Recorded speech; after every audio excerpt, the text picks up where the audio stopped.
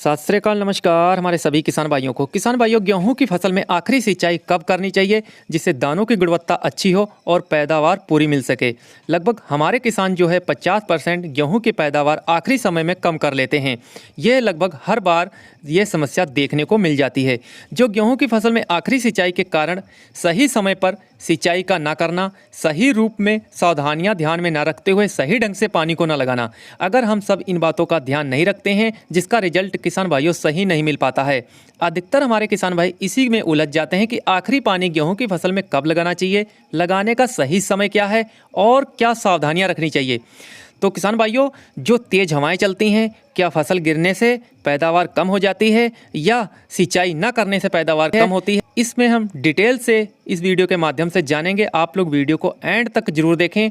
Please किसान भाइयों, अगर आप हमारे चैनल पर पहली बार वीडियो देख रहे हैं तो चैनल को सब्सक्राइब कर लें और पास वाली घंटी को प्रेस कर लें जिससे खेती के वीडियो आप लोगों तक समय से पहुँचते रहें। हम सब फसल में बहुत कुछ किसान भाइयों अब तक प्रयोग कर चुके हैं कि गेहूं की फसल से अच्छी पैदावार, अच्छा उत्पादन देखने को मिले, लेकिन जो आखिरी सिंचाई हम सब करते हैं तो इसका महत्वपूर्ण रोल होता है पैदावार बढ़ाने में। अगर गलत समय पर पानी को लगा देते हैं और सावधानियां जो हैं ध्यान में नहीं रखते हैं तो निश्चित ही पैदावार किसान भाइयों कम मिलती है गेहूं की फसल से। खेत में नमी पर्याप्त होनी चाहिए, तभी सभी बालियों में जो हैं सही ढंग से दानों का भराव हो सकेगा। किसान भाइयों, अगर मोटी मोटी अवस्था की बात की जाए, अवस्था के आधार पर गेहूं की फसल में जो सिंचाई हम लोग करते हैं, प्रत्येक अवस्था में सिंचाई की आवश्यकता पड़ती है। जैसे मुख्य जड़ बनते समय, नए कल्लों के विकास के समय और तने व गांठ बनते समय, फूल आते समय, दानों में दूध पड़ते समय, दाने सख्त होते समय। तो किसान भाइयों, ये तो थी मेन अवस्था। अब आपको हम डिटेल से बताएंगे। पहला नंबर, आप बालियों को देखेंगे, दानों में दूध भरने की प्रक्रिया चल रही है। आप इस बाल को पकड़कर चेक करें। बाल के बीच वाले जो हिस्से हैं या घुंडियां हैं, जो दाने हैं, चेक कर सकते हैं। दाने वाले ढांचे को दबाने पर आपको मालूम हो जाएगा क्या प्रोसेस चल रहा है। दबाने पर दूध निकल रहा है तो समझ लें कि फसल को पानी की आवश्यकता है। खेत में नमी को बनाए रखें, मिट्टी को सूखने मत दें। अगली स्टेज पर आप देखेंगे जब बीच दानों का जो होगा, यानी बीच वाली जो घुंडियां होंगी बालियों की, दबाने पर दूध ना निकले, यानी दाना हार्ड स्टेज में आ जाए, यानी लालरी कलर में दाना दिखने लगे, तब आप फसल में आखिरी पानी बंद कर सकते हैं।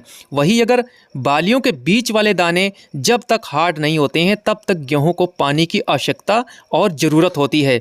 इसी टाइम बालियों में पर परागण की प्रक्रिया चलती है और इस समय गेहूं की फसल में सूखा बिल्कुल भी नहीं लगना चाहिए। अगर सूखा लग जाता है तो पर परागण बाधित होता है।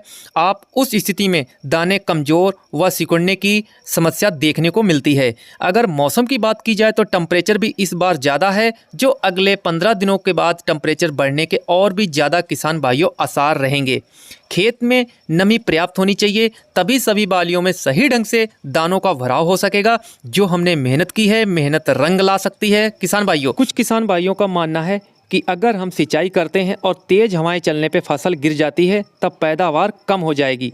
तो किसान भाइयों, सबसे ज़्यादा पैदावार कम हो जाएगी अगर हम सिंचाई नहीं करते हैं, ना कि किसान भाइयों फसल गिरने से पैदावार इतनी प्रभावित नहीं होती है। तो ये किसान भाइयों, आप लोग सिंचाई पे ज़रूर ध्यान दें। ये भी है किसान भाइयों, कुछ हमारे खेत तो ऐसी मिट्टी होती है जहाँ पर बहुत कम सिंचाई की आवश्यकता पड़ती है, वह नमी लंबे समय तक खेत रोक सकते हैं। तो उस अवस्था में भी आप पानी को थोड़ा लेट करके भी लगा सकते हैं। अगर बीच में बारिश हो जाती है, मौसम ख़राब हो जाता है, तब भी आप जो पानी लगाना चाहते हैं उसको डिले कर सकते हैं, थोड़ा रुक सकते हैं।